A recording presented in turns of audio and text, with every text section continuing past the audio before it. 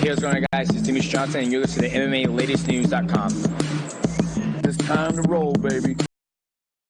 Yes, everybody, what's going on? My name is Stephen Howson. This is MMA Latest, and this is, I still think, it's the Fighting Out of Manchester podcast. We haven't actually come up with a better name than that. You say you got a text off someone saying they had a good one. I had a few. I think one that really stood out, though, was Money on the Mat. What do we think? Nah, it's a bit too cheesy. It's definitely cheesy. And we're definitely stealing Bugsy Malone shit, and I don't want to be doing that. All right. How are you, mate? How are you? I'm all right, I guess. I'm all right. Guess we're here again, Wednesday, 2:30ish. And we are live again, so thank you guys for joining us. Make sure to get some of your questions in if you've got any questions for myself or Bren. We're going to talk a little bit about trash talk, cover a bit of last week's UFC, look ahead. 100%. And trash talking is typically something you do before a fight, innit? It's not something you do after a fight most of the time. And it can be very hazardous to your health, because if you talk shit about Jorge Masvidal, he will 100-meter sprint and fly and knee your head off. And then he'll double punch you after it and say it was because you took the piss. It can get people riled up. It can also go the other way. Colby is embarrassing, really, mate, to be honest. What do you think? When I heard him say that, I just was like... Is there a line for it, though? If you remember the stuff Conor was going on about Khabib, wow. Yeah, wow, yeah, well, yeah. I mean, and Chael's great because he explains it. And he goes, listen, I owe you nothing but I don't even owe you the truth. He goes, if I get on that mic, I'll lie. No, the best one I ever seen was when he said to Tito, the only person that gets paid overtime or so it is your bird for opening the legs or something mad like that, mate. And I swear. Is that when he was with Jenna Jameson? Yeah, and everyone just went silent. And everyone went... Oh, he went there. Tito, he went, you really going there? He was just so upset about it, mate. Like, mate, you marry a porn star, you're going to get trash talked about your wife being and a porn you're fighting star, Chael Sonnen.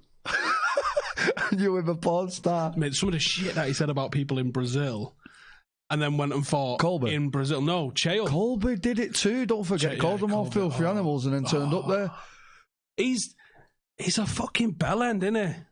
Oh, mate, Mike Wilkinson told me when he fought in Brazil, he had armed guards on his room. They take it that serious over there. And, yeah, it's a serious matter. And to disrespect their country and go and fight in there, wow. Wow, you have to have a serious set of cojones. To try and turn that crowd around to just not want to murder you the instant you get out there. Vamos, eh? Do you know what that means? Yeah, because oh, hang on. You're going to die. Yeah, that was it, yeah. There was another one that... oh, no, yeah, because that was what Conor was shouting at. Vamos, eh? Nice. Oh, my God. This is the place that basically invented MMA as well. And you're going in there calling them all filthy animals. Into there, when Conor went there, started just going, you know what, he's the king of it, though, innit? Do you know what it is with Conor? Is he the king? Do you put him above Chael Sonnen? Yes. So I'll tell you why. Oh, go on. Because he's authentic. He's so authentic. I think Chael's pretty authentic. I think Chael steps up to the mic. Chael was good, right? But Conor's that guy. You'll meet him in the street, he'd still be that guy. He's one of the boys, like that, yeah. And he'll reel off at you. Colby, if you met him in the street, he wouldn't be that guy, would he? Do you not think? No. Pathetic little act. Just looks really sad and really forced. Do you not feel the force of the energy? Yeah. Did you see the video he made with his missus sitting on him? Was that his missus? I think. Well, I don't know. There was a young lady. Looked like they've been paid to sit there, mate. It's just well, they're the ones that he walked in at the weigh-ins with. But there was a young lady sitting on him. He's wearing. And why does he keep taking that belt around? Ain't your belt. Put that belt down. And it's the old belt. Yeah, and it's the old belt. I might as well walk around with a belt. In your belt. Oh, I don't know. He's trying something, innit? He's trying something. Someone's told him, if you start acting like Conor, you'll make a few quid. And he's probably right. And he probably is right. I don't like this entertainment era. I liked it when GSP would fight 3 times a year. And this guy would fight 3 times a year. And do you know why you got to fight him? Because you was a #1 contender. That's it. That's all that should matter. I mean, yeah, it's definitely based on views now, isn't it? I mean, like I say, how has Tony Ferguson not had a title fight? It's ridiculous. How many fight win streak is it now? I think he's on. He's got I think he's the longest ever to not get a title shot anyway. It's ridiculous. And he's still not in line for it. It's ridiculous. So I wanted to go back anyway before we get into it, because in case you missed it, I don't know where you've been, but I don't know if you're all aware of what happened with Matt Hughes and the car crash and the train tracks and all that sort of stuff. He was in a very, very, very bad way. Colby gets on the mic after beating Robbie Lawler, and can I just say, 5 out of 5 on my picks this weekend. If you want to, was you really? Yeah. If you want to follow me for the betting tips, then that's what you need to be doing. Good, 5 out of 5 on the tips. Good money that. It was all right. What did you put on? Only a fiver. What did you get back? 58. Lovely stuff. That's all right. It's all right. Should have put your money where your mouth was, shouldn't you? I thought it was only just a little cheap. That MMA, anything can happen, mate. I've won. My biggest ever win, Holly Holm, when she beat Ronda Rousey 12-1, £3,500. What? Best morning of my life. I sat up in my mum's living room like, yes! Get in there, Holly. Head kick. Oh, I told everyone, look, this girl cannot strike. I knew Ronda Rousey did not have the level of striking to deal. What did you put on that then for that? Well, what's that? Well, 5 ton? No, yeah, what I did though, look, I put a bit, I think I put 100 quid on, right? And then I watched the weigh-in. And when Ronda Rousey's pushed it and she just didn't move, and I went, I was lumping. We're all in. I was ringing everyone, and everyone was buzzing me. Rang me in the morning. How did you know? I said, "There's levels. You're talking about a world-class boxing, world-class kickboxing, and you're fighting a novice who can't take you down. She's not big enough to take her down." I did think she was going to take her down, though. Yeah, because she was closing the distance and she didn't really give a shit about taking one. And I thought she is going to take some, but she's going to get close enough to hold you. And if she can hold you, you're going flying. But like Holly Holm kept the distance, kept her brilliant kicks. It was fantastic. And then going back to Matt Hughes anyway. Sorry to run off with that. Matt Hughes, what was said this weekend? He was an idol of mine growing up in MMA. I'm sure he was. All-time great. Too. Absolutely loved him. Loved everything he did in the cage. Loved him out the cage. Loved his mentality. And to say that it's tasteless. And like I say, you're forcing this thing. Like, if Conor would have said it would have been a bit different, I reckon. Because, do you know what I mean? He's like that with everyone. But this Colby has picked. I don't think Conor would say. No, he wouldn't. No. But this guy has picked something that he knows. Well, it's not like it's come off his tongue. You even see him when he's calling out. What's he called? Usman. He's like, he's not natural with it. Usman took the piss as well out of that. I'll fight you right now. So yeah, I mean, it's very forced. He's putting on an act, and I don't know. We're in a very sad era now when you've got Masvidal. He's a straight up G, talks it, I will fuck you up, and goes and does it. Did you ever see the footage of him in a street fight? Seen all of it. Gangster. I've trained with him, I've chilled with him. He's been staying at Dom's with me before. Him and Dom. Sick. There's a bit of footage where there's a big, absolute monster bear of a dude. And I think he cracks a woman. And then you see a little, because he's only a small guy, his isn't hair like, yeah, I think he had a beanie hat on and everything. And he walks over, I think he whips his top off. Then a bus goes past, and then there's a guy asleep on the floor. And you're like, oh, where's the other angle of that? He's literally the epitome of a fighter, you know. You don't mess with him, do you? All Ben was giving it was, hey George. And I thought, you're poking the lion, look. You're poking him. And then when it was time to let him off the leash. How scary how chill he was. Because he knew what he was doing. He's had 50 pro fights, mate. How many in the street, I don't know. So, more so like, you get scared of a guy who's trying to grab hold of him. And George Masvidal actually was on that backyard brawl shit in Florida, wasn't he, as well? Was it Florida? What a gangster, mate. I've got so much respect for that guy. Like, the level of respect I have for people like that is unbelievable. He's never shied away from a challenge. He's fought in both weight classes. He's fought every fight that was put on the table. Backyard, no weight classes, just absolute gangster. We need more Jorge Masvidals in the world. See, that guy should be a Conor McGregor level superstar. He should be. Why isn't he? That's what we want. That's what we want. We want people that'll go, I'll fuck you up, and then they fuck you up. That's literally all we want. I mean, Colby fucked him up, but how can you land 4,000 strikes and not get a finish? And it's like, well, 540 strikes he landed. So took Masvidal one. Robbie Lawler is as hard as a man comes. He is. Oh my God, 500. And I think it was 18. I know, but I think his last three or four have all been that unanimous decisions. I know it's very difficult at that level to get the finishes, but how does it go with him and Usman? Because I think Usman wins. I think Usman's a better wrestler. I do. I think Usman's just better everywhere. What do you think?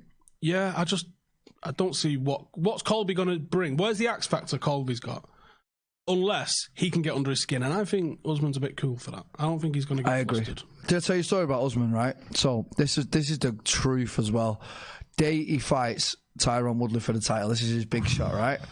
I go into the UFC Performance Institute. I was in Vegas training at the time. I go in about 11 o'clock, start training. Next thing, Usman comes in. This is the day of the fight. He's a big fella. This is the day he fights for this title. He comes in, starts training. And I mean, when I say training, I'm not talking about skipping what he was against. I've heard this guy is. He was against the wall. DEFCON. 2 hours he was in there. And I mean, sweating, full on session, right? So in my head, I'm thinking, you're fighting Tyron Woodley tonight. That must be your twin brother. He's probably going to go the distance as well. But I thought, that can't be you. Next thing I get in there, Henry Cejudo's in there too. We're all in the change room, so we're free. And he's like, yeah, good luck tonight. And I thought, wow, it actually is him. Why has he just done a 2 hour session when he's got to fight Tyron? And he's like, different level of animal, mate. That's like, the cardio I think that Colby's ready for. Colby's got cardio, though. That's what makes it interesting. The level. Yeah, there's levels. There's a level in this, and I think Usman sits at the top of that level. I don't see. I think he's just sort of like. I mean, I was going to say well-rounded, but he's very much a grappler. But I think there's such a competence about him. I think he just shuts down. Like, Usman, you on about? Yeah, I think he just closes off everything Colby's going to do. Colby's striking's not elite. Yes, he landed a lot of shots on Lawler. I don't know what happened in that fight. 'Cause it felt like Lawler was sort of waiting to bait him. Don't forget how many rounds have them two done together. They know each other. Colby knew what he had to do in that fight. Probably right. Yeah, 100%. That's a massive thing, you know. What people are not taking into consideration that they've probably done hundreds of hours of training together. It's like me fighting Kane or me fighting someone I've trained with every day. I know you inside out. I know you're going to throw that kick at that time. And it's just that Colby's a bit younger, wanted it a bit more. Robbie's been there. He's been champion. Sure, he's on a hell of a streak as well. As much as the guy is 100% a bellend, but he is on a serious streak. Is he a proper bellend? Yeah. I think he ranks up there with the biggest bellends on earth, you know. Hell of a shout. He's up there, you know. I can't believe how much he forces this act. It's just so... Do you cringe? Yeah, and do you know why? It proper kills me, you know. I don't know anyone that enjoys it. There's people in the comments, like, there's a lot of that right-wing American, the racists in America that, because he wears the MAGA hats and all that lot, they've just taken to him as their little spokesman. How is Donald Trump the president? The president, the most powerful man on earth, ringing Colby. Well done, mate. Sending his kids there to watch. He's a weapon and all. Turning up to the fucking White House with his belt, with his old belt. It's not even his belt. And it's like... What era, what age are we living in on earth here now? It's mental, innit? He's sending out tweets, good luck, Colby. America's with you. I'm thinking, aren't you got a war somewhere? Or aren't the people dying? Like, he's what out are we there, doing like, here? Getting rappers freed from Sweden and stuff like that. Like, what is he doing? What are you doing? I'm sure being president is a... Do you know what? I reckon it's a tough job, right? I reckon it's probably a lot you got to do. I reckon you can half-arse that shit. Wow, what an era we live in. ASAP Rocky. Ringing up Sweden's Prime Minister to get ASAP Rocky out. Colby, good luck. This is a film, innit? Christ. This is a film. What do you think of Colby versus Usman in the post-fight show? I didn't see it, actually. Are these questions? What have we got? Nasrat. Colby is Division 1 wrestler. Usman is Division 2. I think there's a lot placed on that there's no need for. Like, you can't necessarily choose what school you go to. Or, am I right? I mean, I'm talking... Yeah. So basically, I've spent a lot of time in America now, and one of my friends was a D1, and I get it now. Like, is the level? I need to explain something about this wrestling culture. But MMA wrestling is so different. Absolutely, totally different ball game. That's why people like Rory McDonald can take down Matt Hughes and GSP, and that's why, you know, people that have these accredited wrestlers. Yoel Romero got took down by Robert Whittaker, an Australian that has never ever wrestled. Yeah, an Olympic gold medalist. He's the best wrestler in MMA by far, Yoel Romero, and he got took down by an Australian guy that's doesn't know really wrestling. Just shows that MMA is totally... Anyway, let me go back to this D1, D2, D3 thing. So, go on. I went out to America. I was training out there. My friend who was living with, Orlando, he was a D1 wrestler, and Darian Caldwell was a D1 All-American. So I'm like getting into this now, like, what is this D1, D2, D3? So he took me to Arizona State University, where there's a D1 school, where Cain Velasquez was, and I went in there wrestling with him. He's pretty good. Yeah, he's all right. He's not bad. And I go in there and I'm like, whoa, and it's just an energy and aura about it, and the wrestlers are the main athletes. So it's like, and wrestlers and NFL players. So like, you'll go in the room and I'm like, what's D? He went, look, D2, they just forget about it. If you're a D1 American wrestler in America, you're the man. And I'm like, wow. And they look at it like that. Even in the colleges, they've got the D1, they've got the Nebraska wrestling. And, do you know what I mean? And there's like Nebraska, Arizona State. Farm territories in it, Ohio. Yeah, and they're the ones. There was a guy that used to train at the mill. Who'd come from Ohio. Scott. Little fucker. Scott, I remember. Put me through the bastard wall. Yeah. I mean, like, it's a big culture over there. Same with Iranians. In Iran, it's actually the national sport.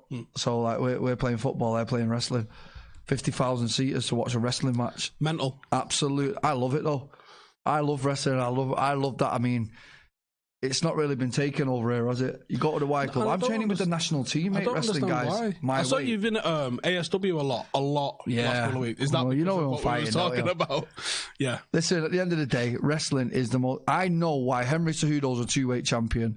I know why Kamaru Usman's the champion. I know why Daniel Cormier is a 2-weight world champion. What you need in here to get through them wrestling, like Henry Cejudo now, to me, is the most accomplished. Forget combat athlete, mate, because to get an Olympic gold medal, I can't fathom it in people's minds at what level you have to get to in your mind, what kind of dark place you have to get to train to get an Olympic gold medal. Then to go and get 2 world titles in MMA in different weights. You are a special human. You need to be treated like a special human, and no one will ever do that again, I don't think. He's unfortunately not got. He's not. I know that personality because he should walk in, bang his chopper on the table, and go, "Who's touching that?" But he seems a bit timid, which is mad for someone who's such an absolute a combat athlete. Don. Do you know what I mean? No, he does most seem accomplished timid, combat athlete.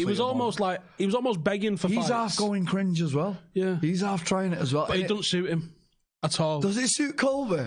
Yeah, because I think he's a whopper. No, it doesn't. We got one of his fans in here. You can see by the flag that they've got to the side of his name. Let's have a look. Usman is a D2 bum. I think Yoel Romero, I know you're disagreeing on here, but I think Yoel Romero is the best wrestler in MMA. Someone tell me different.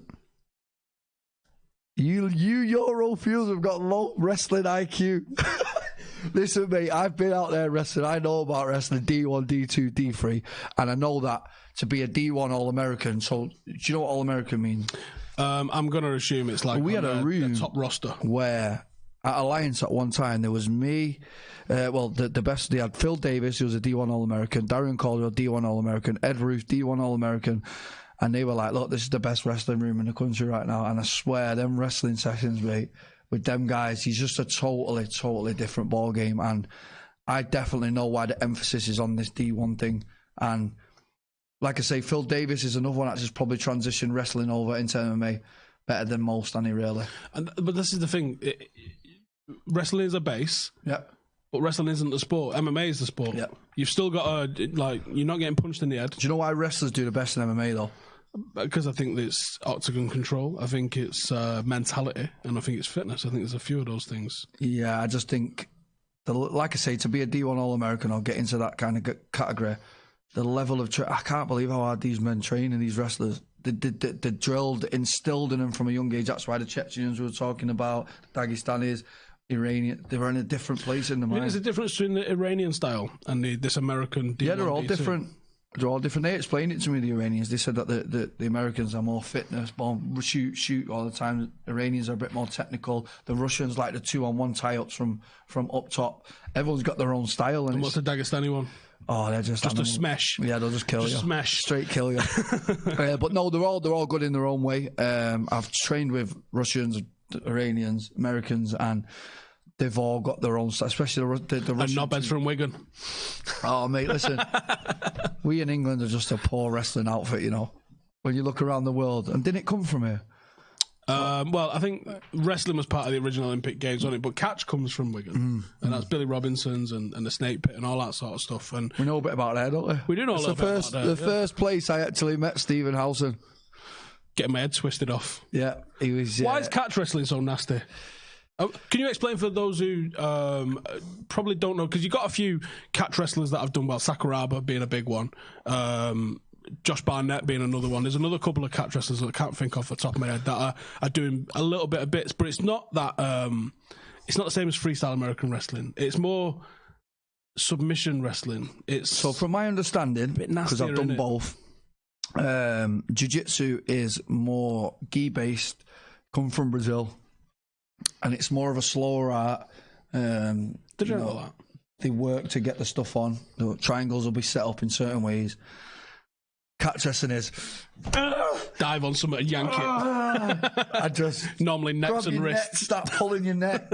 It's filthy, but it's effective. But you can see it come from Wigan. You can see why it came from Wigan, can't you? How long did I catch for about 5-6 years, and you know what? My grappling went through the roof. I mean, them double wrist locks, them neck cranks, and all that. You'd go again. I think it's very effective for MMA. I do. Well, what I'd find was when I'd go with a jiu-jitsu guy, because I didn't do jiu-jitsu for years, I was on a totally different pace. So I'd be diving on stuff and they'd be trying to set stuff up and I'd just be absolutely straight on stuff. And you know what? I wouldn't mind going back to that style again because I kind of fell into the jiu-jitsu way as well. But if someone said, what's the difference? I'd say jiu-jitsu is more methodical, setups. Position before submission. Yeah, whereas catches dive on shit. Even if you land on your back, they'll grab something and just keep rolling with it, even if they give up a terrible position. So, like, for example, Ian used to go for the double wrist lock, didn't he? And he'd be there and he'd even let you take his back. Well, quite often he would say, start on my back. And you'd be like, okay. And then you get your fucking head twisted off and you're like, how did that happen? Yeah, so no, they're both very effective in their own way. And if you can do both, wow. Especially if you're a D1 or you're a high-level wrestler and you learn catch with it. Because that submission element, I think, is what makes it translate to MMA, because I think it's very good in scramble. Not probably on the same level as freestyle wrestling in scramble, because that seems to live in the scramble, doesn't it? Yeah. I think that submission, I just think that there's a fucking real, like, hanging nastiness to catch wrestling, which I think translates to fighting really well. And you know what else? Like, not a lot of people know about catch, really. It's a really hidden art. Yeah, well, there's like a weird... It's called carny wrestling in America because it's carnival and shit like that. Yeah. It's called catch in the UK, and I think they call it catch. So you've got like a little bit of America, and I think it's like Midwest farmer territory in America. Yeah. You've got the northwest of England, and you've got Japan, and that's it. That's all who does it. Something really weird. Something weird's gone on around that era there. I think basically what it was, it started in Wigan. One of them's got off to Japan. Was it Billy Robertson? Billy Robertson. One of them went to Japan. I remember the name. One went to America and basically started spreading the art. And it's still a very underutilized art. I mean, there's a good guy in America that I trained with, Neil Melanson. Shout out to Neil. Neil's an absolute monster. Trained Randy Couture, trained Dominic Cruz, and he was an absolute phenomenon. Trains in Vegas at a gym called Syndicate at the minute. He's the only guy in America that I've seen that has got the art to a T. And when I say Josh Barnett entered, I'm going to fuck this up. Is either Polaris or what's the other professional jiu-jitsu stuff? Meta Morris. Okay. It was one of those, and he fought in those. Josh, did he just murder him? I can't remember how he did, actually. I think he won. But he went in old school wrestling pants with a big, fat, black trunks. Wow. As a catch wrestler, which you got to get respect for, because you look like an absolute tit. Yeah, he's straight in there. Sakuraba, one of the all-time absolute I mean, he was like not far off your size. I know. Heavyweight. Fighting man off. Up. You see the state of his head sometimes. He got pounded on. CTE, the next issue. Well, yeah, you did actually say we wanted to touch on CTE. Yeah, I mean, it seems to be a big thing that everyone's talking about now, so I guess we'll just touch on it. And if there's anyone that could potentially have CTE, I mean, Sakuraba's got to be in line, hasn't he, really? Oh, yeah. I mean, who else would we say? That guy we just watched.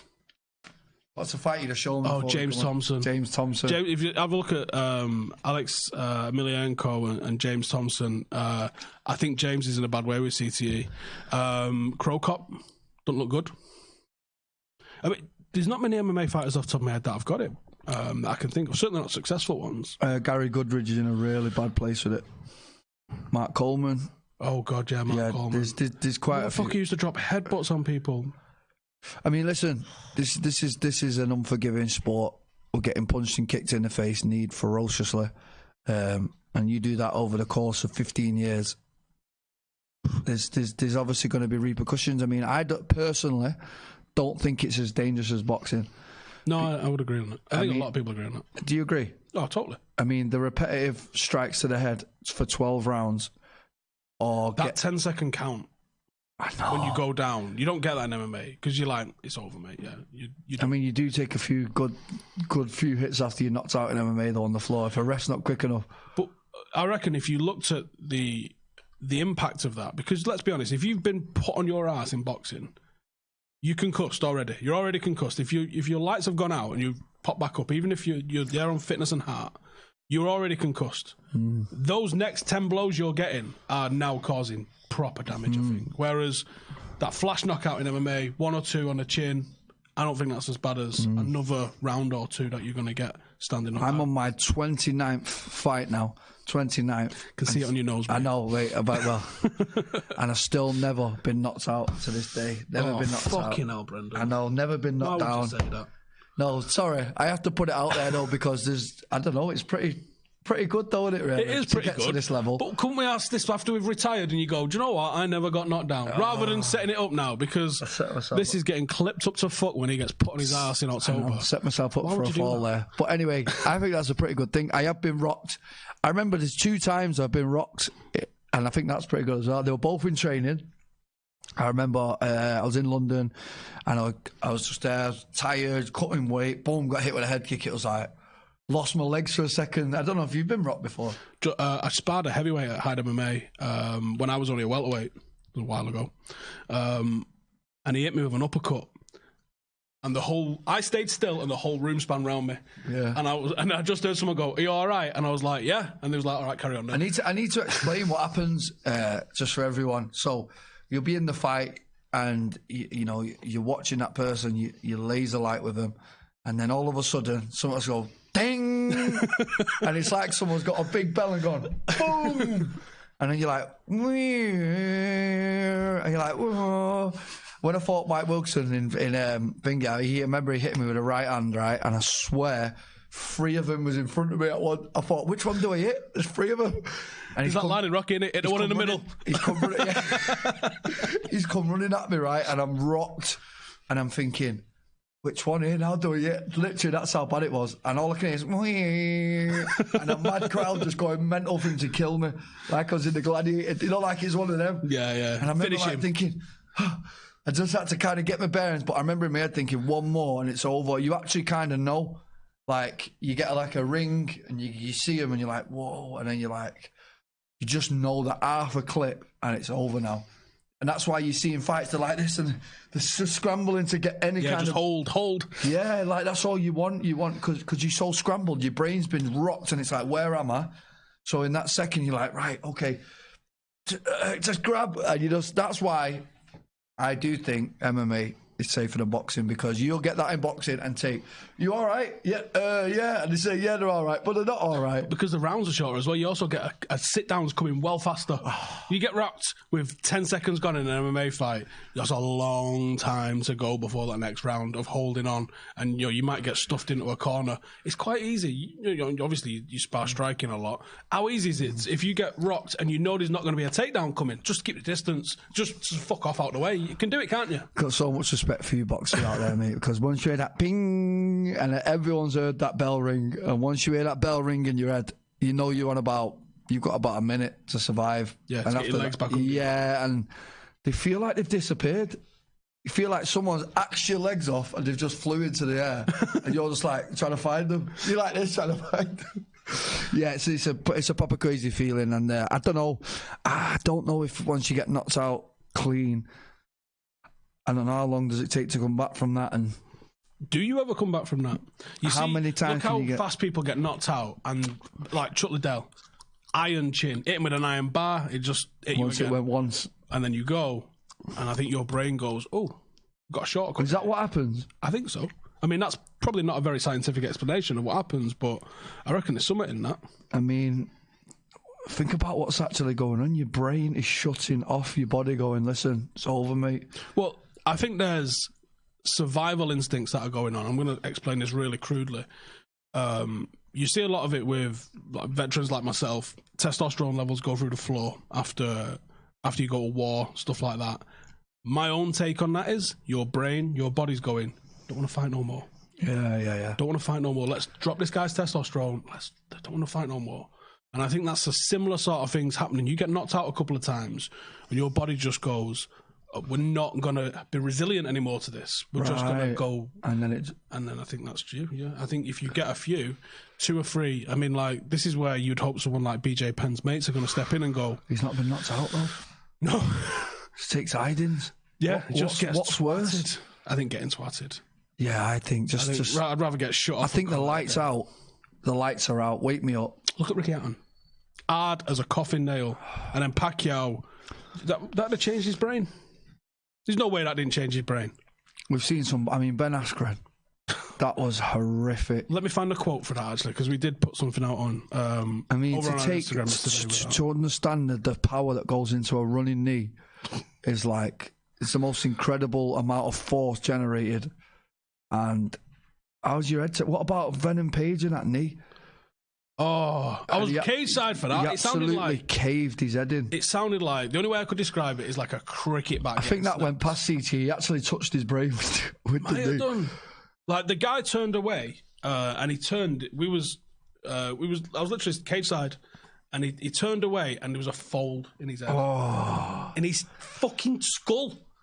Right, let me get the quote up here. This is what Ben Askren said yesterday, I think. You're talking about a goal of 9 years in the making, and I'm one fight away from getting there against the guy that I chose. I blew it. My life's goal was to be the best in the world. I was this close. Sad that, mate. Why'd you have to bring that up? I don't hate Ben Askren in any way, shape, or form. I just love... Sad that, I just love Masvidal. And you got to pick a side in that instance. And you just talk pure shit and not back it up. And do you know what? That happens 50% of the time. Because most of the time, these are both chatting shit. Look at this fucking super dad bod here, look. He has got the dad bod of all dad bods. Go back on that one. Look at this for a dad bod. We've well lost it, haven't we? That's fighter figure. The dad bod of all dad bods, but he'll have it. And the dad bod's actually coming through now. What do you think of the dad bod? There's hope for me. Return of the dad. Wait, Dillian White. Hang on. I think I'm probably about £10. Dillian White, Daniel Cormier, Ruiz, all these monsters with dad bods. Did you see the interview with Ruiz on Joe Rogan? Oh, it's painful. So Joe would be like, so, heavyweight champion of the world, tell me how that feels, Joe. What was it like? All right, Joe. And he was like, yeah, it was good. Yeah, no. You're like, I'm glad you got that off it, because I listened to it the other night and I was thinking, why is 15 so minutes and I was with his like, answers? This is painful. Joe was proper trying to dig it as well. He just wouldn't give it. He's just not used to it, is he? You're talking about a guy here that's come from Tijuana, earning probably what? Was it 10 days notice he took it on as well? He's earning absolute crumbs for fights, right? They ring and say, it's a proper Rocky story. They ring and go, do you want to fight Anthony Joshua, undefeated Olympic gold medalist, absolute machine at the time? Do you want to go in and do it? And my coach told me a saying years ago, and write this one in your diaries because this is the best saying I've ever heard. And it really, really suits this situation. Skill will beat strength, but will beat both. And what happened in that fight is he was bigger, he was stronger. I wouldn't say more technical, but he wanted it so bad. He wanted to change his family's life. He thought, I'm in the ghetto of Tijuana here. My kids are starving. He had 8 kids, didn't he, or something? 8 kids. And he's like, all I have to do is beat this guy up. That's it. And my whole life changes. And he just went out, let them combos off beautifully, and I think he wins a rematch. I don't care what Eddie Earn says, because I know someone who was in his camp. Joshua got knocked out in that camp. Did they? Like a fortnight out or a week before. What the fuck? Is that a... That's 100% true. Come at me if you want Eddie Earn, because I know that that's true. Who? I can't tell you. I'll tell knocked you. him out? I don't know. I don't know who knocked him out. Okay. But I'll tell you who told me afterwards. Wow. He got done. And interesting. And he was fighting like a guy that had been knocked out, to be honest. He was fighting on the back foot. He was shy. That's not Joshua, is it? Joshua's very confident, usually. Very confident. And he's very rudimentary in what he does. I think he's very basic, but he's so effective because he's so powerful. It's ones and twos, isn't it, really? That's all he throws. Yeah. You don't see mad combos and like great... I'm not the biggest... I like Joshua as a person and as his whole thing, but as a boxer, I don't rate his boxing. He's certainly not Tyson, is he? I mean, he's very stiff upright. He's a bit mechanical. Basic, yeah. He's just very basic, and I think that Andy Ruiz is a fucking much better seasoned veteran boxer. That right hand is a piston. I know. There's some power behind that. I know. But as in terms of heavyweight boxing, I think it goes Tyson, Fury. I'd put Ruiz above Wilder. I'd put Ruiz above Wilder now, and I think, and then I'd probably go Who wins out of Wilder and Joshua? I don't even know that. It's whoever lands the first swing. Yeah, because they just swing at each other. Potentially going to put you out. That might be a rock'em, or that's got the potential to be one of the worst heavyweight fights. Because just nothing happens. What about Ruiz versus Dillian White? I would absolutely love that fight. You know, they're just both gangsters, aren't they? They're both. Absolutely. Tyson's not announced yet, has he? For a new fight? No. He just fought that last guy, didn't he? I was in Vegas for that. Oh yeah. It will send you a thing, you want into his fight. On that note, I think we will wrap it up here for the week. Are we saying who we've got on next week? Kane Musa will be here next week. He had a bit of a family issue this week, so he couldn't be here. But next week we'll bring Kane on. You know, we've got some absolute funny stories from over the years to share with you. So tune in next week. And let us know who you'd like to see on as well. And we'll start lining some guests up for every Wednesday. Come and join us next Wednesday. Until then, we'll see you in the next one. Laters.